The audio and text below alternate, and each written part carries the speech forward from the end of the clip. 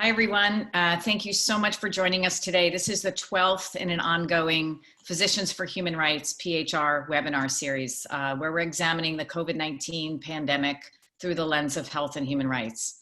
I have the really good fortune of knowing so many of you who are on the Zoom today, but for those of you who are new to us, I'm Donna McKay. I'm the Executive Director of PHR.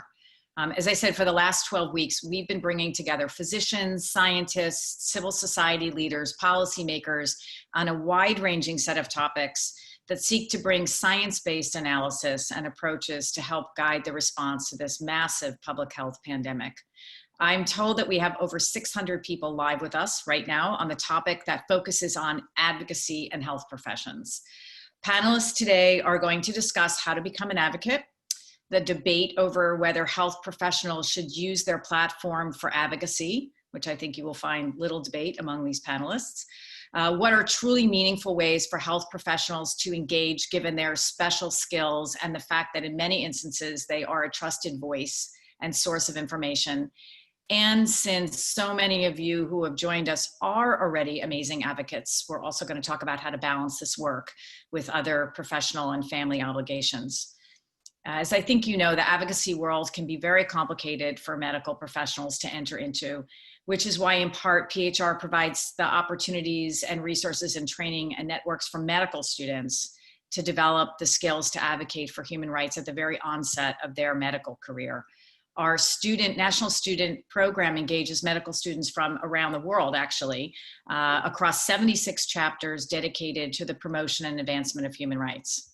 We also help frontline health professionals around the world to collect, analyze, and preserve and use credible evidence, and most importantly, their voices, to expose and stop human rights violations and promote change.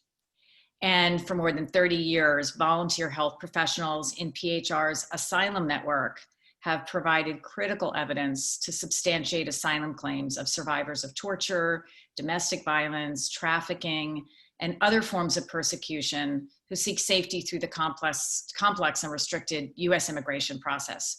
By conducting these forensic medical evaluations of asylum seekers, volunteers document compelling evidence of physical and psychological trauma. And these evaluations can and do make the difference between the opportunity to recover in the United States from the trauma and injury asylum seekers have endured, or being forcibly returned to a country where they are persecuted and harmed. Today, our asylum network is growing and is made up of more than 1,700 volunteer health professionals. And you're going to hear about all these different ways in which our panelists are engaging. This discussion really comes at a pivotal moment in our history, not only in the United States, but everywhere in the world, where the factual, trustworthy, and science-based insights of professionals in the healthcare community really must be amplified to encourage democracy and save lives. I am always grateful to have PHR's own Dr. Ranit Mishori join us as moderator of our discussions, and she will work us through today. She's a senior medical advisor to PHR and an incredible champion for migrant health, whom PHR has been fortunate to partner with for past 15 years. And during this pandemic, she's played a critical and a leading role in PHR's partnerships with advocacy organizations dedicated to protecting healthcare workers, detention litigation, and refugee protection. Dr. Mishori has been a member of PHR's Asylum Network since 2006 and has served as an expert consultant to PHR's program on sexual violence in conflict zones since 2011. She served as a faculty member advisor at Georgetown University's Asylum Program since it was created in 2014. And she is a professor of family medicine at Georgetown University School of Medicine and a practicing physician.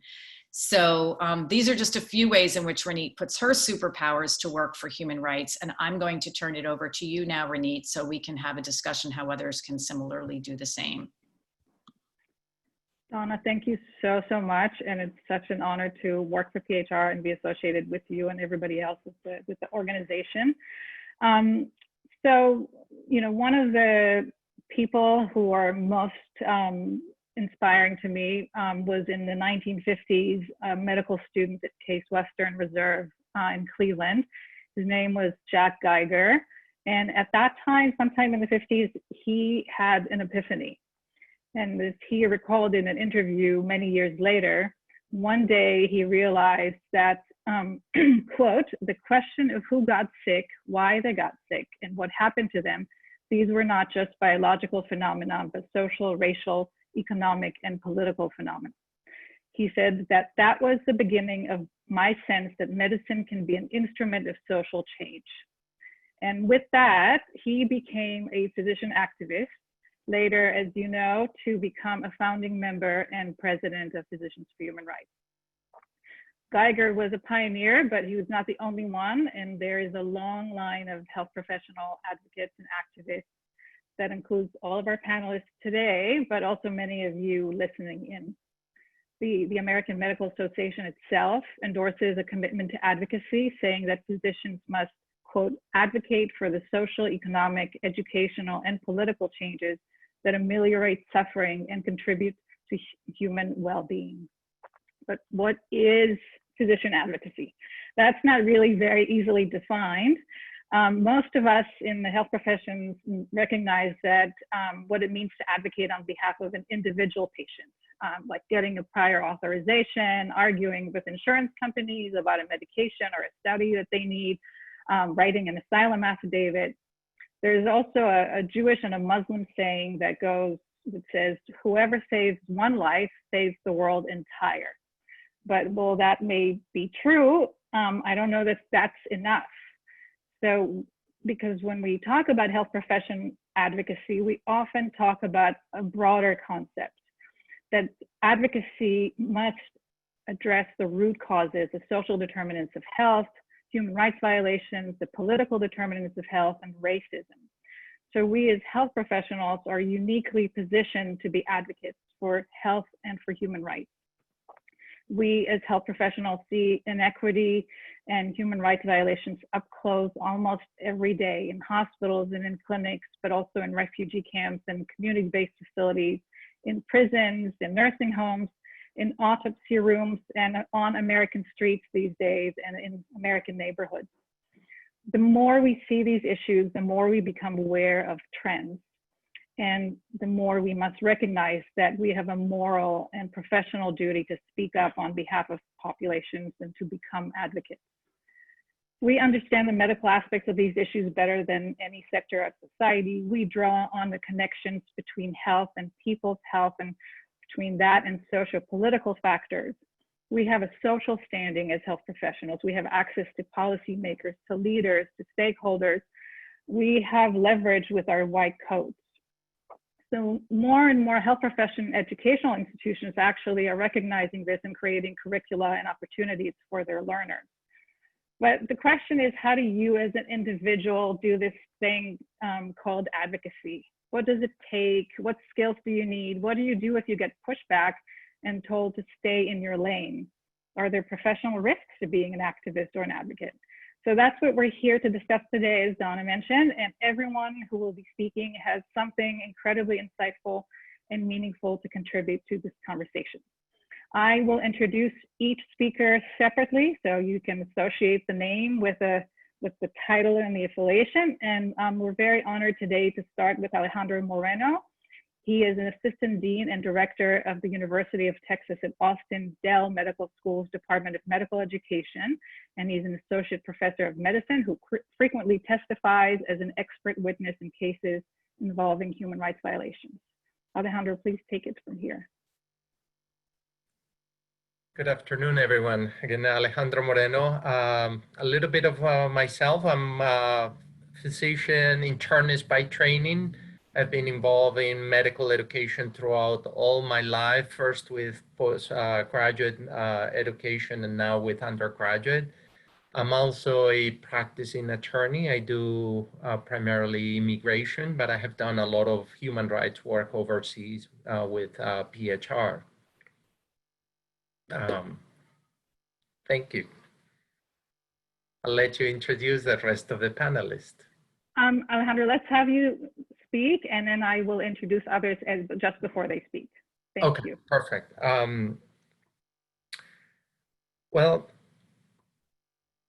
the main point that I wanted to make today, having my unique background of as an attorney and as a physician, I think both professions have been considered to be advocates by nature, but I'm going to criticize my medical colleagues because I don't think we really keep that advocacy work core center of our profession. I guess we're more focused on the diagnosis and treatment. And I want to highlight a point that you made, Ranit, a moment ago with Dr. Geiser, that a lot of the problems that we face day to day with our patients have a social disparity background.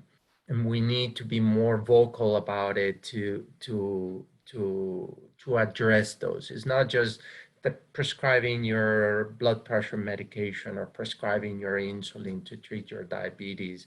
It's really going that extra mile to address the underlying socioeconomic factors that are magnifying the problems. As physicians, we are in tune to work collaboratively with a variety of other professions, except with attorneys. I think it's the historical, I don't want to call it rivalry, but the medical malpractice environment has distanced ourselves from attorneys. And those can be wonderful champions, and it's really synergistic that the two to work together. And not just with advocating for immigrants or human rights, victims of human rights violations, from your patients who might be struggling with rent issues, or who have an abusive landlord, or having even criminal matters that, when you take in consideration their medical aspects, will play an important role for the case as a whole. So I will invite you to reach out when you have patients who are struggling financially. There are great local resources, your state bar association, nonprofit organizations who have legal services. Reach out to them, use them as a resource. Don't hesitate to approach an attorney to work collaboratively. And that is the first step to really put your advocacy work dead center, not just as an ancillary activity that is part of your medical work, but as important as prescribing a hypertensive medication. One last comment. I had a great mentor. Well, I have been blessed of having great mentors. One of them, someone very dear and also a part of Physicians for Human Rights, Dr. Vince Icopino. And another person very involved with Physicians for Human Rights, a pediatrician, Michael Grodin. And during the early 70s, they will issue prescription orders, delay the housing. It was in the 70s up in Boston, where they were having kids who were constantly through the hospital having lead poisoning, until they get fed up and they will prescribe things for the landlord, de-lead the house as a prescription. And actually that originated with Dr. Zuckerman, who was the chair of pediatrics. The first medical legal partnership. They collaborated with then the Boston Legal Aid to stop the revolving door of having kids come in, having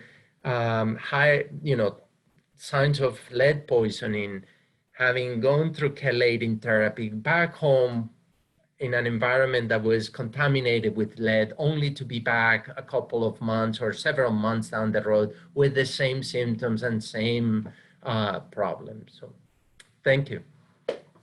Thank you so much about talking about the medical legal partnership. Obviously, incredibly powerful way of advocating. And from an MD JD, we're going to an MD PhD, Rachel Pearson.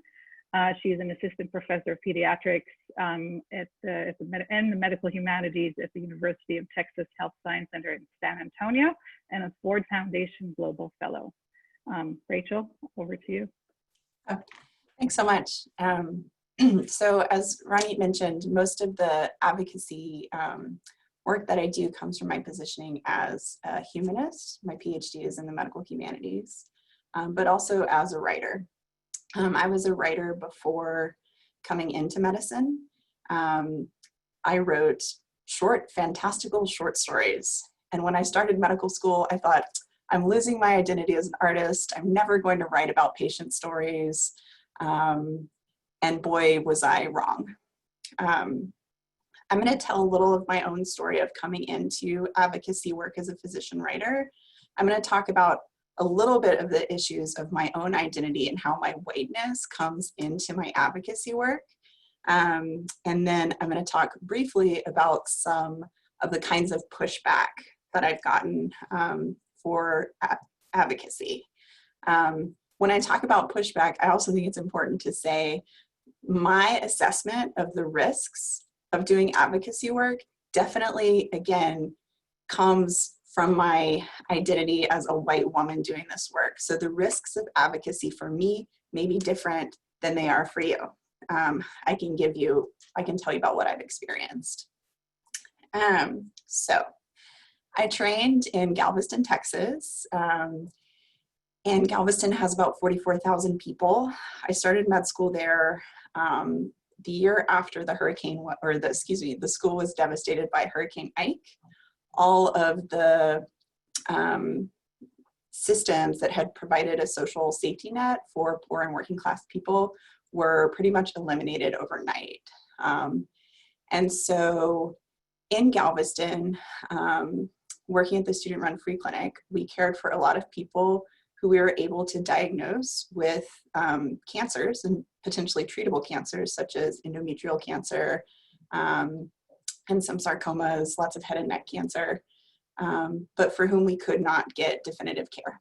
We couldn't get our free clinic patients into the local hospitals, including the hospital where we were training as medical students. This was particularly galvanizing to me because I come from a working class family in a very small town in Texas. My hometown has 3,000 people. So the folks that I was seeing at the free clinic just felt like my family, folks from my hometown.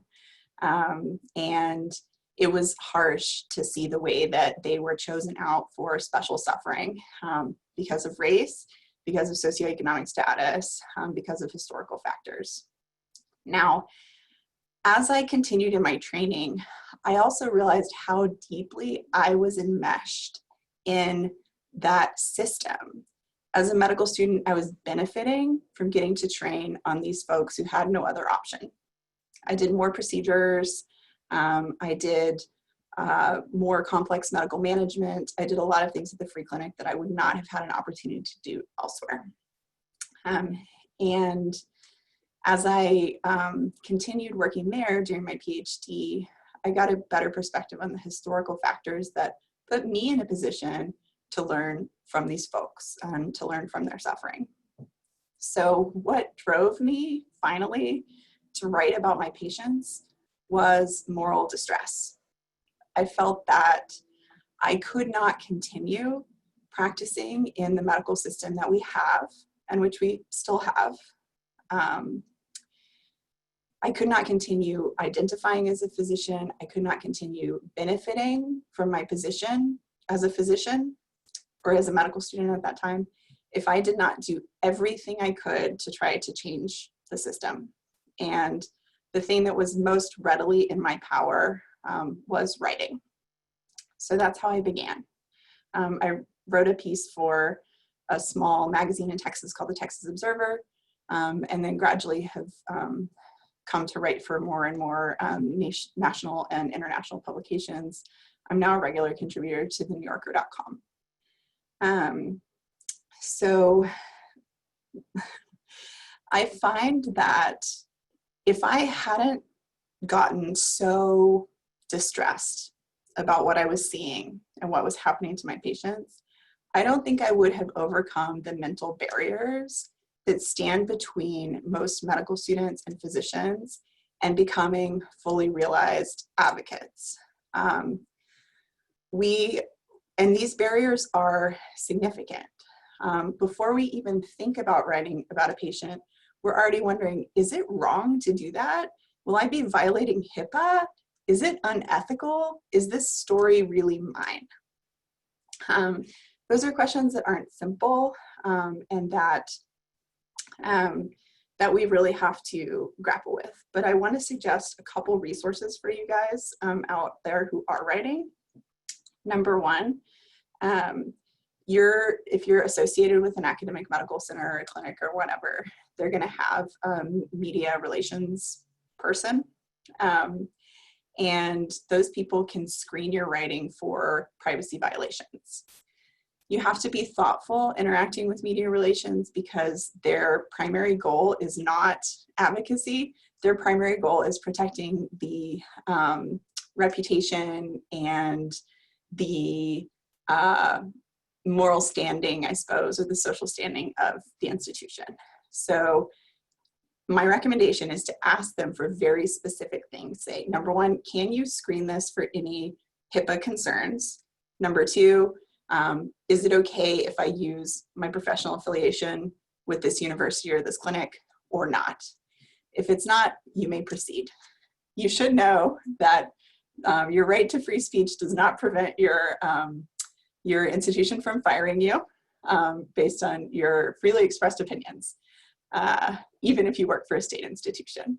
I've never been fired, but I have certainly been internally investigated a couple of times after writing pieces. One piece about resident wellness became particularly inflammatory.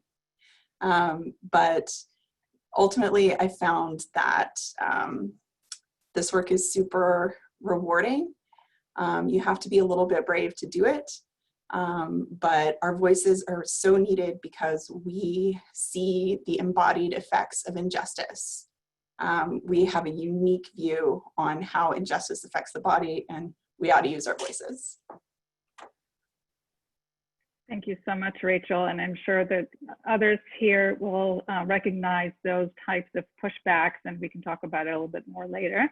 But since you mentioned residents and learners, I want to move to our resident, not a resident yet, but learner, Michelle Munyikwa. She is also an MD PhD student, but she did finish her PhD already, so congratulations, in anthropology. And she's a medical candidate at the Perelman School of Medicine at UPenn. And she has conducted fieldwork across the US on migration and politics and equity. But more importantly for us at PHR, she is the co-chair of PHR Student Advisory Board. Michelle, over to you. Hi everyone. First, I just want to say that I'm really honored to be on this panel alongside some of my heroes in medicine, and I'm really looking forward to this conversation. I want to start by saying that human rights, despite their aspirational universality, have never been for everyone. Those who are not truly seen as human do not have access to those rights, and I think this pandemic has been an object lesson in this fact. It's revealed what was always true about the staggering inequality in our world, an inequality that we're all complicit in some way. I should also say that the backdrop from my comments is that assertion that Black Lives Matter and that our commitments to that fact and many others will be revealed in the coming weeks as people forget who and what they were marching for and return to more comfortable lives. If there's one thing that I can say about advocacy and activism, it's that we all have to commit to a persistent sense of discomfort if we're going to succeed in making a better world. The nature of that discomfort will be different based on our social position, but it will be uncomfortable because very few of us will be able to continue living the way that we do in a more just world. So as a first year in med school, I found myself admittedly restless. Drowning in the physiology and anatomy of first year, I didn't really see a lot about the issues which brought me to medicine in the first place. Issues like immigrant justice, hunger, reproductive rights, the right to health. And so I became an anthropologist. One of anthropology's most fraught concepts, culture, teaches us that there are many ways of being in the world, despite how deeply seated we may be in our own ways of doing things. Anthropologists have also documented in granular detail how communities suffering under unthinkable injustice forge a path of survival and imagine better futures. And I think we would all do well to turn to these lessons in our fight for justice, remembering that we need not build our future from scratch. In medicine, I think med students have a special role in this fight, even though it often seems like we don't. After all, as a med student, your professors are the experts and you are the pupil. It's really easy to wonder, who am I to speak up? It's too risky now. I'll know more and be able to say more when I'm an attending. And if you feel that way, it's okay. That's how we're trained to feel. But unfortunately, that delayed gratification is unlikely to come. Medicine never feels like a safe space to speak up because it rewards conformity and tradition. So instead, I would urge you to decide today who you want to be and find a way to be that person no matter where you are in the hierarchy. Find your accomplices where you can, and remember that, believe it or not, you may know more about advocacy, social justice, and human rights than your attendings do. They need us sometimes more than we need them. So this might look like finding your community, which can be hard to do, but it might be the PHR student groups. I personally am really proud of the work that our asylum clinics and student groups do to increase access to citizenship and fight for social justice in their communities. I encourage you to reach out to us if you'd like to be a part of it, but no matter what, do something. Chip away at the corner of your world that matters to you, and remember the Jewish proverb, you're not obligated to complete the work, nor are you free to abandon it. Thanks. Thank you so much, Michelle. And there's no question that students make us better, all of us. They keep us honest and they push us to become even more of activists than we imagined that we could be. So thank you to you and your fellow PHR SAB members and all the other students who've taught us so much. I would like to go to our final speaker, Sural Shah, MD, MPH, and she's a division chief of the Division of Primary Care at Olive View UCLA Medical Center and an assistant professor of clinical medicine and Division of Med Peds at the David Geffen School of Medicine at UCLA and a member of PHR's Asylum Network. Sural? Hi, thank you for the invitation to participate in this really important conversation. I'm just going to give this with the caveat that I'm on maternity leave right now and I have 2 children in the background that are doing their best to stay quiet. So we could talk about balance anytime anyone wants. I'm going to start just by saying that for me as an advocate, the issue that I've always grappled with is identifying where my voice best fits into a dialogue on a given issue. Like many others, I routinely ask myself, am I an expert on this topic? Who am I to speak for this population? Who am I to not speak on this given issue? And if I do decide to speak, what approach and what aspects of my identity will be most effective? Is it my role as a physician? Is it my role as a pediatrician? Is it my role as a member of a particular professional society? Or is it my role as a mother, as a community member, or as a voter? Early in my training as a physician, I joined the American Medical Student Association, and I also became a student member of Physicians for Human Rights. These organizations were how I initially entered into advocacy work as a health professional. And they largely focused on collective action around a range of human rights and global health issues. Organizations such as these and other professional societies, I just want to say, are really powerful and wonderful advocacy homes. They're very approachable and they often will meet you where you're at as an advocate. They'll help you deepen your understanding of a particular issue. And I think what was most important to me was that it also taught me how to think strategically as an advocate. Both as a busy medical student and now much further along in my career, these organizations have really helped me to build my own personal framework around justice and equity. And they've taught me a lot about partnering with communities, about listening first and then amplifying voices, and then have taught me a lot about the importance of having a community of my own of advocates that I can learn from and continue to grow with as I move forward. Coming out of training, however, I was still struggling a lot with, okay, so I have this understanding of the general system. I have a pretty good understanding of, or foundational understanding of the issues, but how do I best leverage my own specific skill set to make an impact? my lived experiences and my own training. And I'll say that health professionals are really lucky in that we have many, many ways that we can advocate. Our voices carry weight in society, and we have a lot of skills, I would say, when we think about, the training we've had in terms of public health, clinical medicine, as well as just, I think, interacting with people. And then also just the incredible privilege of the stories that we're allowed to hear every single day. We can advocate on everything from within our own clinics and health systems for patient-centered policies, to legislative advocacy, to asking strategic research questions that address key clinical or policy issues, to raising our voices in the media about clear human rights violations that we're seeing and what the medical ramifications of those violations are. Personally, I pursued a clinical research year in medical school and then later pursued a community health fellowship where I got my public health degree to better understand immigration policy and health policy so that I could understand how these policies affect immigrant populations both within the United States as well as specifically at our border. What I've ultimately found at the end of all of that sort of thinking about, okay, what's my role going to be and what's my voice, is that I am a clinician first, and I've always viewed myself that way. For me, that's the core of my role as an advocate, and on the most direct and individualized level, it's where I make an impact every day. It's where I get to listen and to hear what matters to my patients and what would improve their lives and health. And my work is most powerful to me when it's grounded in that particular lens. On a given day, I might sit across from a young woman who's unable to get surgery to repair a congenital heart defect that's causing her shortness of breath and making it so she can't keep up with her children.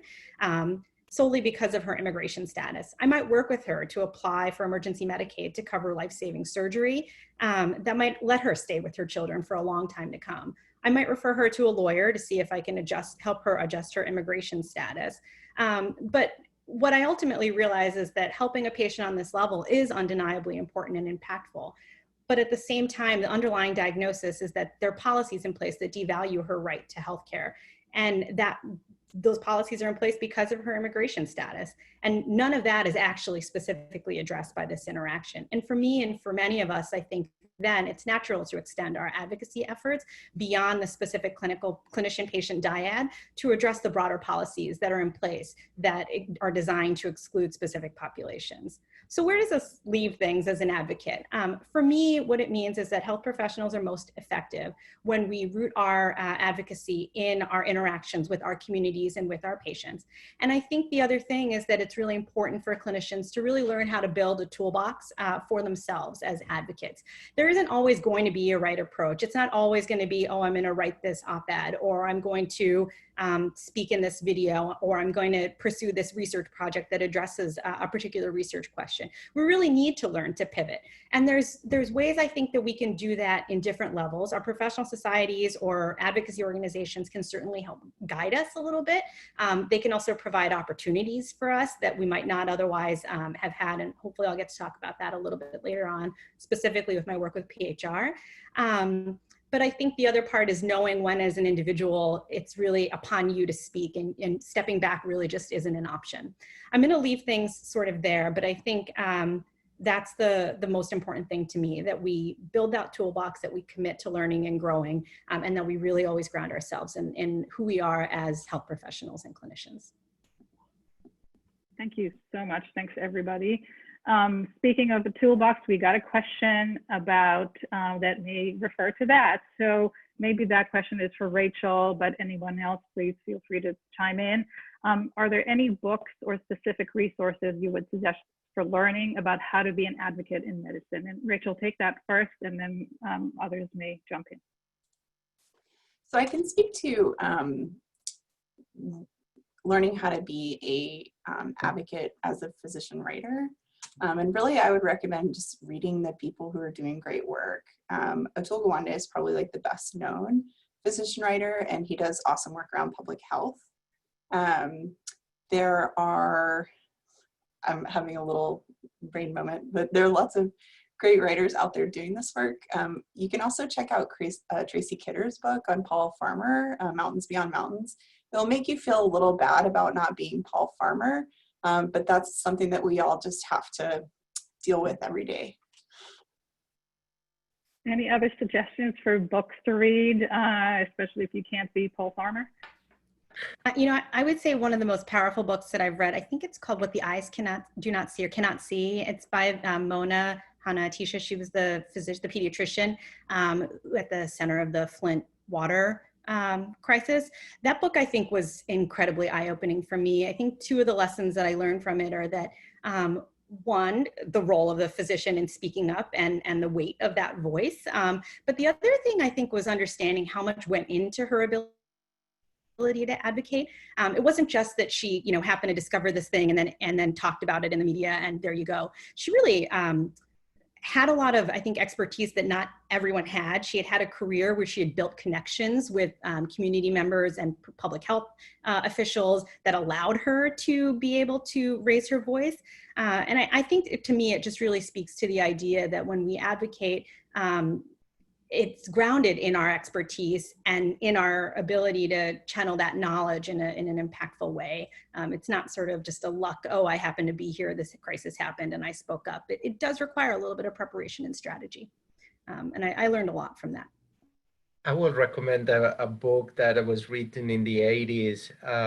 Actually was by a community advocate and who passed recently. Randy Shields is the name of the book is And the Band Played On, and it's about the early HIV crisis and how actually HIV patients start organizing because the federal government basically didn't do anything during 8 years or 10 years. And there's now historical evidence that that might or was actually done purposely. And you really learn how to organize. It gets you, you know, passionate and motivated that you need to.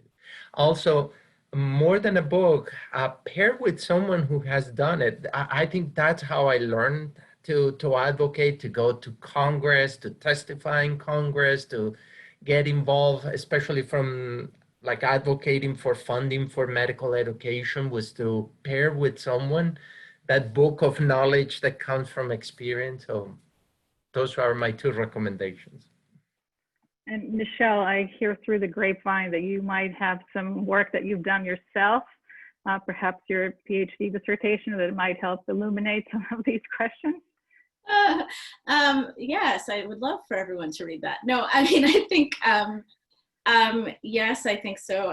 I would say also that, at least in my estimation, one of the biggest barriers for people being advocates is something that's come up already a number of times, which is that people just don't feel like they know enough about the issues because medical training colonizes your mind so much with like biochemical pathways, which are also important. So I think that one of the greatest trends of the latest years is the production of syllabi about like common events, you know, so you can find like Black Lives Matter syllabi or syllabi about the Flint water crisis. And so if you find yourself being interested in migration or environment, you will almost certainly be able to find a syllabus of accessible texts that have been written by people who are advocates and who believe that those texts are important for you to read. You can also read my writing if you would like, but I think you should start with the syllabi. And for the students, if your school does not have such syllabi, there's of course one activism would be to advocate to the medical school to start or create your own, to adopt the syllabus or to create a new program.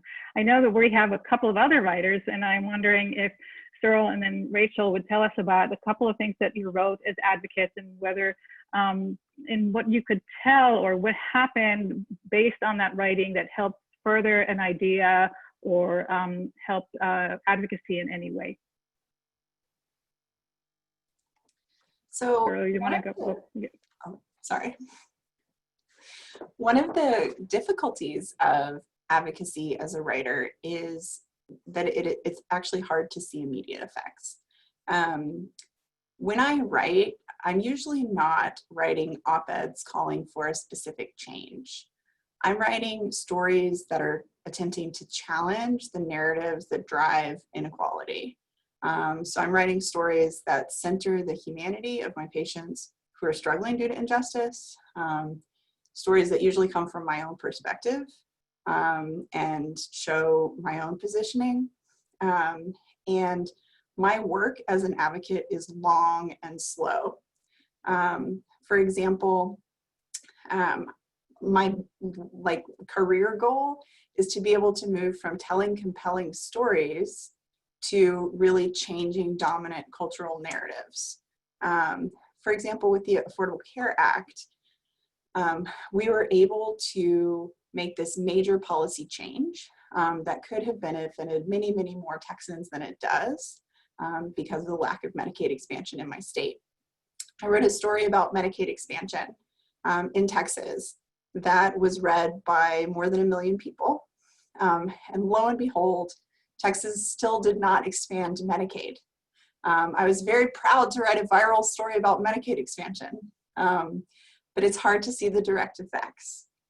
What I take heart from is knowing that I got 1 million people to read a story about working class folks in Galveston, Texas, who are facing health challenges. And I hope that that moves their hearts and their minds in ways that I may not be able to immediately measure.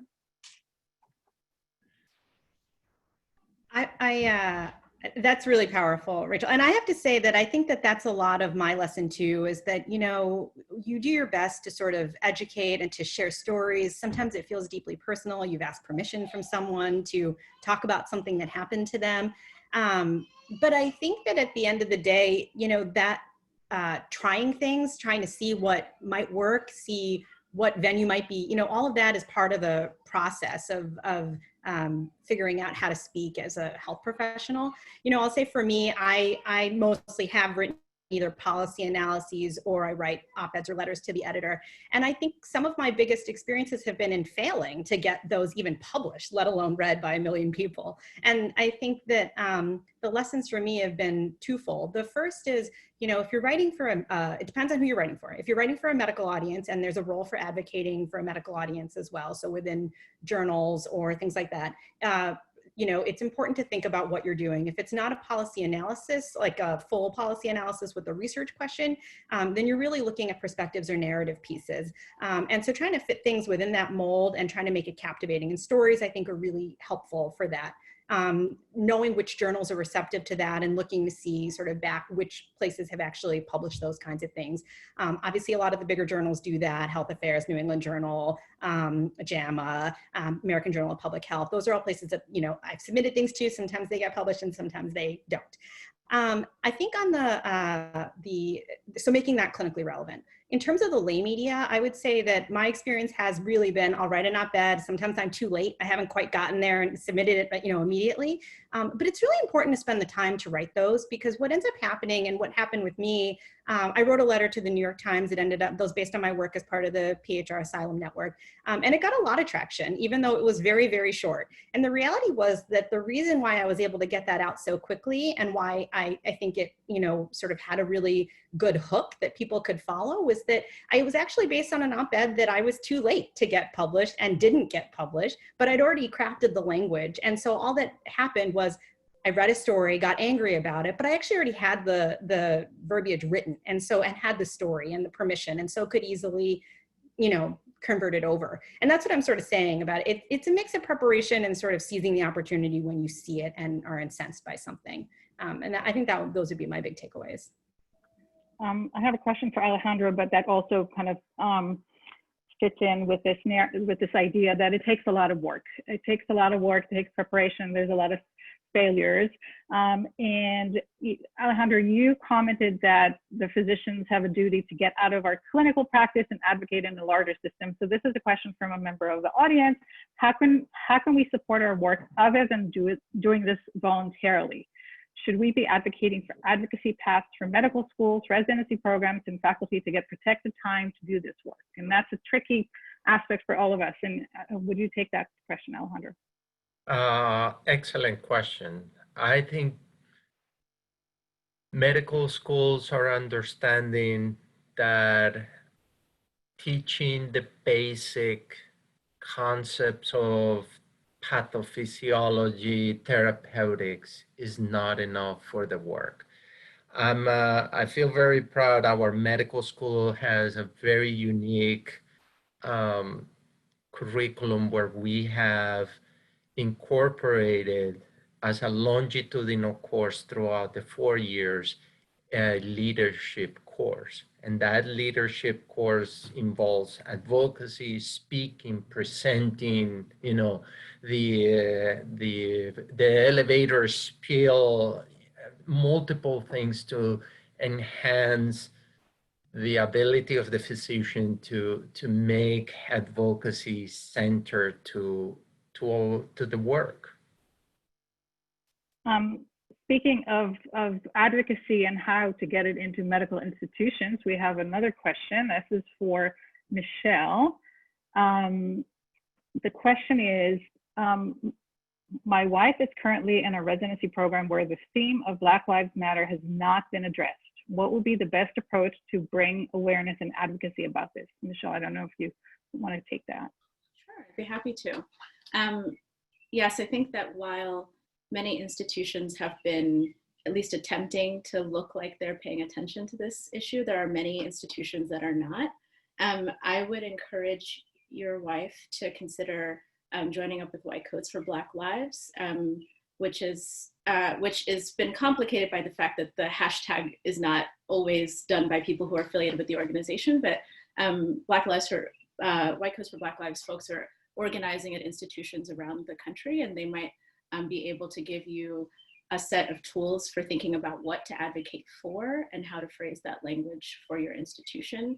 And I think there's also something to be said for being the person, if you feel comfortable, to write the email to your department or your medical school or your administrators with support from other interested students or residents, saying that it's unacceptable not to talk about this because it's important, not just politically and morally and ethically, but it's important because we are people who are working in institutions, many of which have predominantly Black patients that our students and learners learn on, and we need to be attentive to the issues that are facing their lives, in which our medical institutions are often active participants in producing such injustice. But also, you should encourage your wife to reach out to me, just because I am one of such White Coats for Black Lives organizers and I can help her out. It's easy to find my email. Thank you. And so this is something I want to touch on, and Rachel mentioned it before, and maybe by a show of hands on the panel, how many of you have been slapped on the wrist for doing some sort of advocacy work or worried that you might have face some retaliation from your institution? I don't know, I know I have. Alejandro, you're very lucky that you haven't. And this is a very common thing, and I hear about it from students and residents, especially students and residents of color. And Rachel, you mentioned that we have a certain privileges as white people that maybe others, that absolutely others don't, in terms of facing retaliation and being afraid to speak up. And so the question that's related to this from one of the attendees is, how favorably do your medical institutions see your advocacy? What is the culture or lack thereof of advocacy that you see in medicine? And Alejandro, we'll start with a good example. Tell us, you know, how come your institution is not seeing this as potentially problematic? So I have done a lot of advocacy work, for instance, with the American College of Physicians for funding of medical education. So when I go to the Capitol, just a couple of blocks from here from the medical school, to testify, I go there as a medical educator on behalf of the American College. So I leave my institution completely separate, and I don't, my only affiliation or way to connect me with my institution is Austin, Texas. Now, in my international work, we have faced more direct and indirect threats. And a lot of this work has been with Physicians for Human Rights. So, for instance, we were in Tajikistan doing some torture evaluations, forensic documentation, when one of the prosecutors, you know, landed at the place where we were, you know, with a direct threat to us. So, you know, there's certain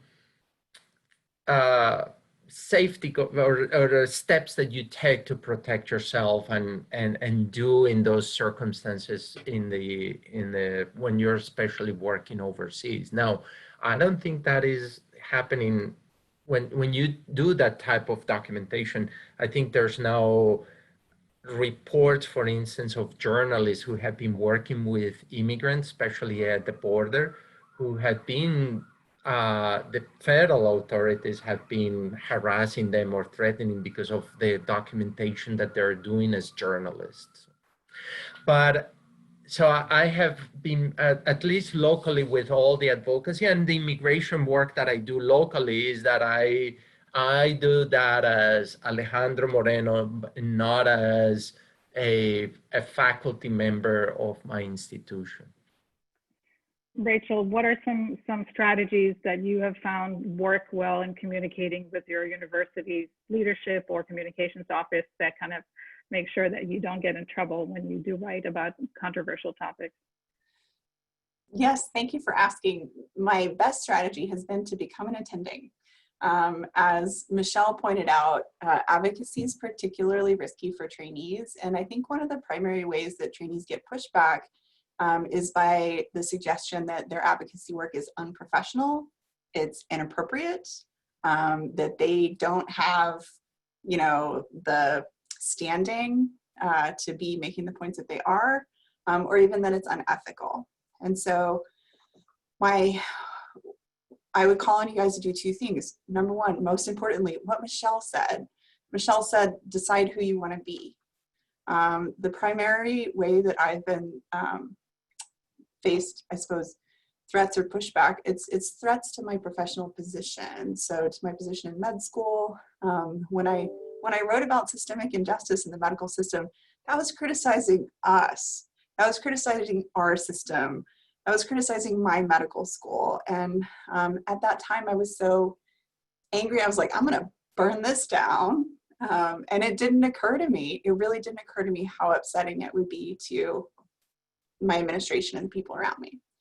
So one thing is learn to take those perspectives into account throughout your work and decide when is the point where you are willing to face pushback because the moral or ethical need to be an advocate is so strong. The imperative to advocate is unavoidable. And at that point, you will have the strength to face pushback that you get. And I hope that you reach out to folks around you to support you, both reminding you that the work you're doing is in the name of service and it's in the name of justice. It's not unethical, even if it occasionally appears to break rules. We have only a few minutes left. So Sural, I want to pivot to something completely different. You are a new mom. How do you, and you're in physician and you write, how do you balance this off? I'm going to say this just as a caveat. I think it's really individualized for people, right? A lot of it depends on it's privilege, right? And then a lot of it depends on, do you have a partner in your life? Do you have other supports? I can talk for myself, and I'll say that I think of the work that I do and being a parent the same way I think of the advocacy work. It's about seizing opportunities and thinking strategically, knowing when to step back and when, hey, this is something I can't be silent for. I'm just going to figure out how to make this work. And I just, I'm going to throw whatever resources I can at it and just try to figure it out. And that I think has been the way that I've approached it. So for me, I think the time when it was the biggest, is this the right time for me to participate was I went down to Tijuana with PHR and we were doing, we're trying to document the stories of people that were seeking asylum that were waiting in Mexico because of, at the time it was metering policies, the MPP policies rolled out actually while we were there. And so, it was a big decision. I had a child that was almost 1. I was still breastfeeding and trying to figure out, is this the right time for me to go? And I ultimately ended up deciding, you know what, this is the right moment. I'm between kids. This is the time that I'm gonna commit to doing this. And it was heartbreaking, I think.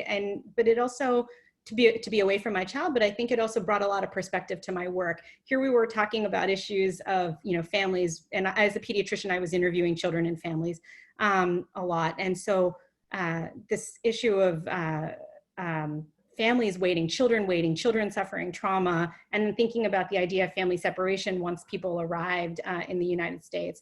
And I think being a mom myself actually ended up strengthening the conversations I was having and the narratives I was able to get from the people that we were talking to.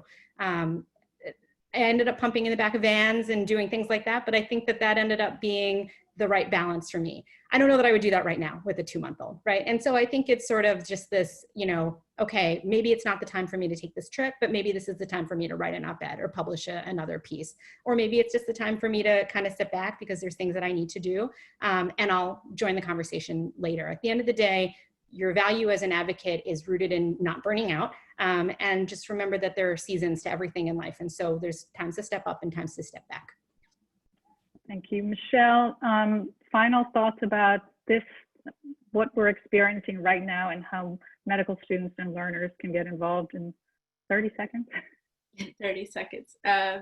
Sure. I think that there is strength in numbers. I think one of the things that can be most useful, especially for learners who are physically isolated from organizers, is to participate in social media. Twitter has pros and cons, but there are major pros in that you know what's going on.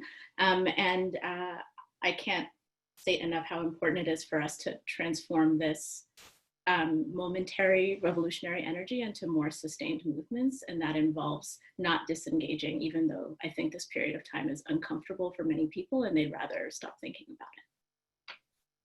Thank you. All right. Well, thank you so much, every single one of you, and to everyone for joining. I know, as Michelle was saying, there's a great appetite, but we want to make sure it's not temporary. There's, as Sural was saying, there's no one size fits all. What we bring, as everybody was here mentioning, is the stories. We tell the stories of individuals to help illustrate global trends. So put yourself out there, tell the stories, but make sure that the message is delivered in a caring and knowledgeable and clear and scientifically sound manner. If your school doesn't have advocacy curriculum or other curricula that you're interested, demand and create one. Seek opportunities to write editorials, letters to the editors, speak to the media, organize or participate in vigils, create new organizations, for example, Doctors for Camp Closure, join a medical specialty or a medical society, help write state, local, and federal legislation, run for board leadership. School boards are critical. Seek opportunities to advise elected officials, blow the whistle if necessary, and even run for office. So we're all storytellers. We have a lot to say. And I want to, before I send it back to Donna, I want to end with a tweet that I read a couple of weeks ago by a doctor named Amanda Calhoun. She's a psychiatry resident at Yale. And she wrote, "As long as racism is rampant in the medical system, I will continue to take a stand. If we call ourselves doctor, we should call ourselves activists." Donna, thank you very much, and take it away. Oh, Ranit, thank you so much. If you don't follow Ranit on Twitter, you should, because she also tweets incredible words of inspiration. And this entire panel was, if we had many more hours, we could have continued the conversation and we would have learned even more of the work that these remarkable health professionals are doing to put their, what I call superpowers, to work every day. We just ran out of time. But there really are just countless examples of how health professionals are advocating to change behaviors within their own professions and outside policies and laws in ways that really no other profession can. I was so inspired by Rachel and Michelle's comment about needing to commit to a sense of discomfort if we're committed to a more just world. And I think that's the very moment we find ourselves all in right now. And it's a beautiful moment in many ways because we have a real opportunity. And I just will end by saying that there's an incredible power that health professionals have in bringing their skills and voices to bear, and we see it all the time. And it's not just doctors at Physicians for Human Rights, it's all professions in the health field. We saw it when American psychologists who were horrified by other psychologists who were developing and participating in enhanced interrogations, right, torture, at Guantanamo and other sites, they organized and they overthrew the leadership of the APA. Which was complicit in these practices. And ultimately, it was their advocacy that helped to hold these two masterminds, Mitchell and Justin, accountable for these acts. And right now in the United States, it's the information about the medical and health effects of tear gas and other crowd control weapons that are currently being used in our streets against protesters calling for racial justice and equity. It's medical data that PHR has been collecting and reporting on that's driving a lot of the public conversation around these weapons. It's driving the media. It's driving now local and national legislation to restrict its use. So maybe at this moment, you can't be Dr. Rohini Har or Dr. Michelle Heisler or Vince Acapino that are collecting this data on tear gas and other agents, but you can use your voice and you can go to PHR's website and take actions. There's one on these crowd control weapons right now on our homepage.